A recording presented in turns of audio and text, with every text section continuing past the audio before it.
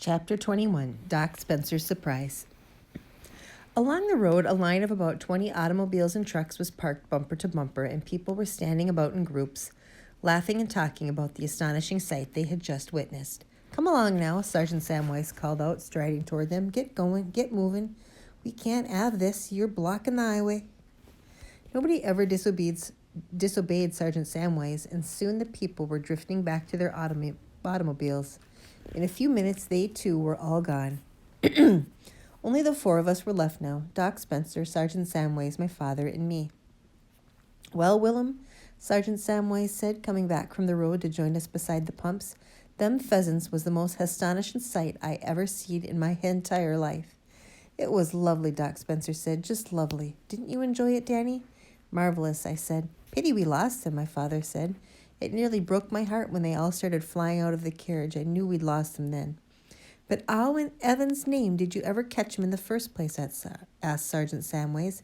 "How did you do it, Willem? Come on, man, let me in on the secret." My father told him. He kept it short, but even then it made a fine story. And all the way through it, the sergeant kept saying, "Well, I never. Well, I'll be blowed. You could knock me down with a feather, stone the crows," and things like that. And when the story was finished, he pointed his long policeman's finger straight at my face and cried, "Well, I'll be jiggered. I never have thought a little nipper like you could come up with such a fantastical brainwave as that.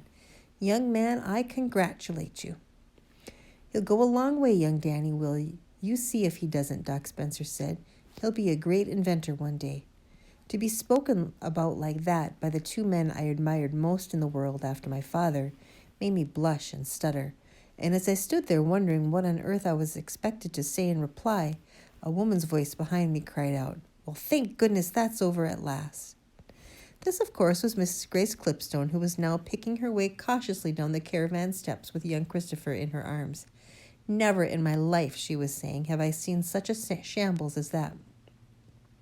The little white hat was still perched on the top of her head, and the white gloves were still in her hands. "What a gathering," she said, advancing toward us. "What a gathering we have here of rogues and varmints. Good morning, Enoch." "Good morning to you, Mrs. Clipstone," Sergeant Samwise said. "How's that baby?" my father asked her. "The baby is better, thank you, William," she said, "though I doubt he'll ever be quite the same again." "Of course he will," Doc Spencer said. "Babies are tough."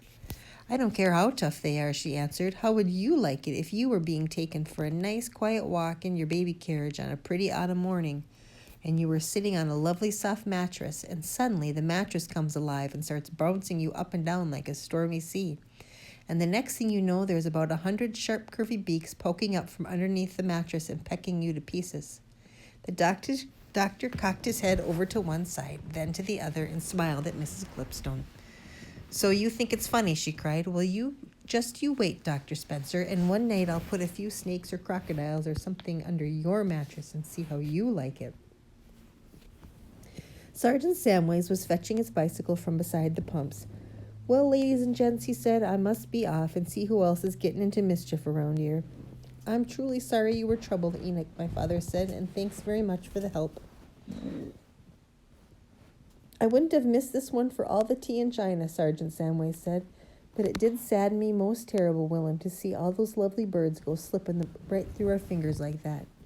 Because to my mind there don't exist a more luscious dish than roasted pheasant anywhere on this earth." "It's going to sadden the vicar a lot more than it saddens you," said Mrs. Clipstone. "That's all he's been talking about ever since he got out of bed this morning. The lovely roasted pheasant dinner he's going to have for his supper tonight." "He'll get over it," Doc Spencer said. "He will not get over it, and it's a beastly shame," Mrs. Clipstone said, "because now all I've got to give him are some awful frozen fillets of codfish." "But," my father said, "surely you didn't load all the pheasants into the carriage, did you? You were meant to keep at least a dozen for you and the vicar." "Oh, I know that," she wailed, "but I was so tickled at the thought of calmly strolling through the village with Christopher sitting on 120 birds. I simply forgot to keep any back for ourselves, and now, alas, they're all gone, and so is the vicar's supper." The doctor went over to Mrs. Clipstone and took her by the arm. "You come with me, Grace," he said. "I've got something to show you." He led her across to my father's workshop, where the big doors stood wide open. The rest of us stayed where we were and waited. "Good grief, come and look at this." Mrs. Clipstone called out from inside the workshop, William, Enoch, Danny, come and look. We hurried over and entered the workshop. It was a great sight. Laid out on my father's bench amid the spanners and wrenches and oily rags were 6 magnificent pheasants, 3 cocks, and 3 hens. There we are, ladies and gentlemen, said the doctor, his small face wrinkled, beaming with delight. How's that? We were speechless. 2 for you, Grace, to keep the vicar in a good mood, Doc Spencer said. 2 for Enoch for all the fine work he did this morning. And 2 for William and Danny, who deserve them most of all. What about you, Doctor? My father asked. That doesn't leave any for you. My wife has enough to do without plucking pheasants all day long, he said. And anyway, who got them out of the woods in the first place? You and Danny.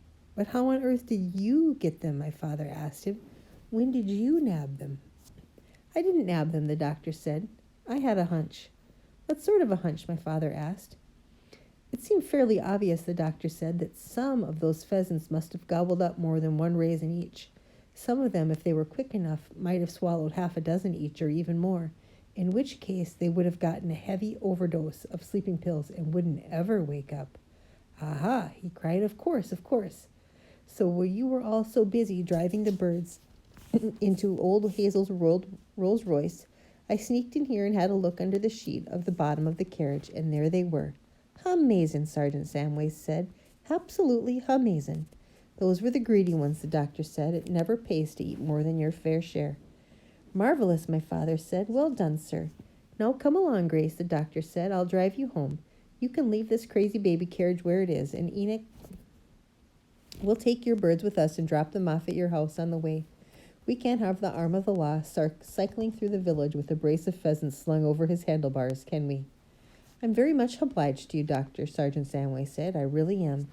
Oh, you lovely man, cried Mrs. Clipstone, flinging an arm around the tiny doctor and giving him a kiss on the cheek. My father and I loaded 4 of the pheasants into the doctor's car. Mrs. Clipstone got into the front seat with the baby, and the doctor sat himself behind the wheel.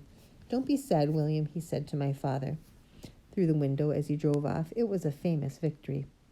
Then Sergeant Samways mounted his bicycle and waved us goodbye and pedaled away down the road in the direction of the village. He pedaled slowly, and there was a certain majesty in the way he held himself, his head high and his back very straight, as though he were riding a fine thoroughbred mare instead of an old black bike.